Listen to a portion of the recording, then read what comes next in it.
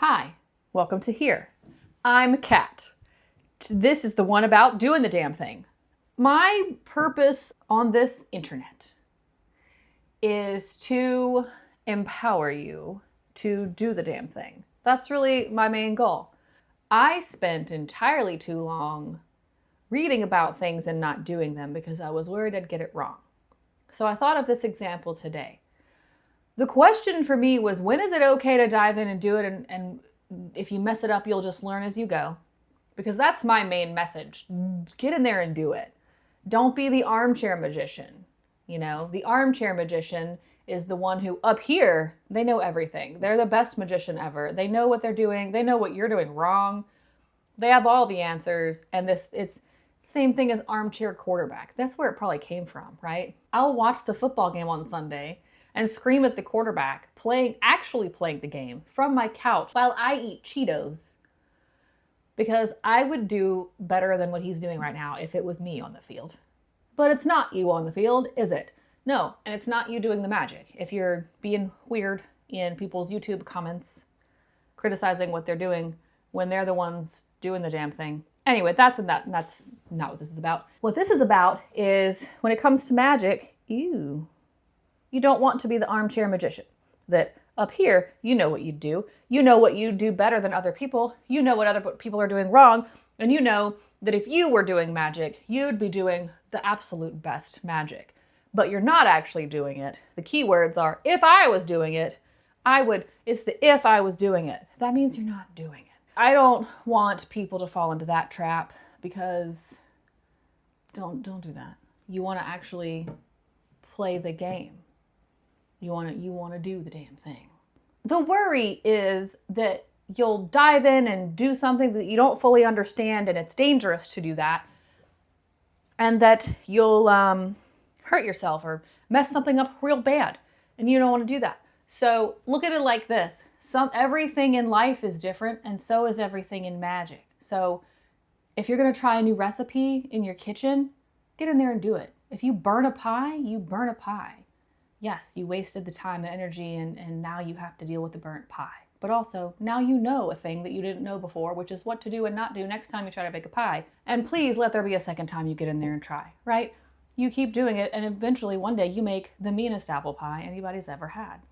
But some things in life are like driving a car. Please don't do that without instruction. You could drive a car willy-nilly and just hop in there and try it and see how it goes, but there's a much greater risk to that, right? Take driver's ed first. Learn from other people. Get in the driver's seat with your grown-up person with you, and that's how you learn to drive. But ideally, you wouldn't just, your first time behind the wheel of a car, be, well, I guess this is how I figured this out. If you're gonna get in there and try, let's do that. But let's do that in the kitchen with baking. Let's not do that with heavy machinery. That requires more instruction and more prep and more, knowing what you're getting into, okay? I think you should know what you're getting into for everything, but my thing was, I was constantly like, I'm going to read about this till I understand it so much before I do it, and then I would never do it. We're going to not do that here, okay? So that's my main message. It's a risk-benefit analysis, right? Sometimes it's fine to take a risk, because what's the risk? Let's specifically talk about magic. The risk benefit would be, say you have, the coffee consecration. I posted a video about the coffee consecration that Aleister Crowley wrote. Effective. And it's very simple, and anyone can do it. And you think of your coffee as a tool. There's caffeine in there, and you consecrate it for focus. A lot of these things you can do throughout your day. Magic and rituals you can do throughout your day to hone in your focus, really align yourself with your will and your intentions to focus yourself, so your energy is not just all over the place. Focus it in. That's what things like the coffee consecration are for, or saying will before your meals. The point of it is, coffee's got caffeine anyway, right? So what kind of magic am I really doing? I'm going to drink the caffeine. It's going to get in my bloodstream, and it's going to do what it does. But with the coffee consecration, you're honing in your focus, because If you drink a cup of coffee and you don't focus your intention, you're just going to bounce off the walls. And your heart's going to be fluttering and you're going to be like, I didn't get anything done even though I drank coffee. If you set your intention with the coffee and consecrate it with the coffee consecration, it puts that focus in perspective for your day. Someone asked, can you do that with tea? Can you take the coffee consecration ritual and make it for tea? And I thought, well, of course, I don't see why not. That's a good example of a risk-benefit analysis. What's the risk? The greatest risk is that it doesn't do anything or doesn't work for you. But it might work for you and you might as well try. I figured the question was because I drink tea and not coffee. Yeah. Especially if the tea has caffeine, because that's the tool, right? Is the caffeine, but it's also your ritual. But think about when you think like, okay, can I change this to make it work for me? Can I just do this my way? For some things, yes. Like if you're in the kitchen baking the apple pie, totally play with stuff, change stuff, and see if it makes a good blueberry pie. You know, why not? It's not an apple pie anymore at that point, but you're doing what you need to do, what you want to do, and it might turn out amazing. But when, again, with like driving a car, maybe I've stretched that analogy too far, but I think you get my point. It's fine to make changes. At a certain point, once you make changes, it's not going to be the same thing anymore. And if that's fine with you, that's fine. Intention is everything. I hear that a lot these days, that intention's all that matters.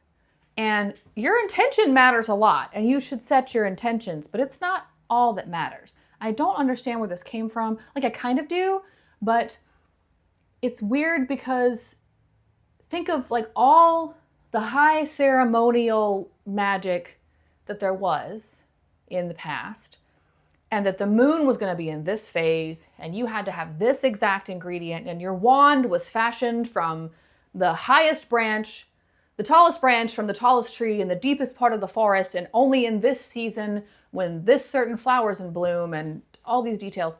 Why was that important? One way to look at it is like, it's not important. You can just do it with, don't tell me what I can't do. Don't tell me I can't do it with the kind of tree that I have. Well, sure, but now it's not the same recipe. Now it's not the same thing. It might work just fine. Do you need that? Maybe not. But will your magic be better if you have it? Probably. Yes, it will. There's reasons for all the things. And I feel like this intention is everything moment might be coming from, okay, so in the past you had like Agrippa and Paracelsus. That was like high ceremonial magic, like I was talking about. Like everything's very specific. Your robe is this color. You know what I mean? Like this tarot card, this type of ingredient, this season, this moon phase. We're not messing around here. This is how it's done, you know? And so, let's see. Yeah, we'll keep going. Eliphas Levi was the father of the modern magical revival. Is that how we'd put that, you know? He and P.B. Randolph and the Golden Dawn were kind of like, okay, they would have called that superstitious. So it kind of went this direction to, okay, well, that's superstitious, into, you know, they started studying. Arthur Avalon, I think, was the first to write about yoga for the West. So like Western esotericism was learning from Western esotericism. You know, it's like, this is how it's done, X, Y, Z, this is how you get the results. And then they started to study Eastern esotericism and were like, well, they're getting results too, and they're not doing the same thing as us. And let me be clear, I don't mean to imply like universalism, like we're all just doing the same thing deep down. I don't believe that. That's not what I'm saying, at least. Different video. What was the common ingredient that all of these people had that were doing the damn thing, if you will, and getting results? It came down to like, okay, well then it's your intention. 90% of what you get out of anything is gonna be what you bring to it. I do believe that. I think 90% of what you get out of any organization you join, any coven you join, any study you start, classes you take, 90% of what the results you're going to get are are what you are gonna, it's what you're bringing to it.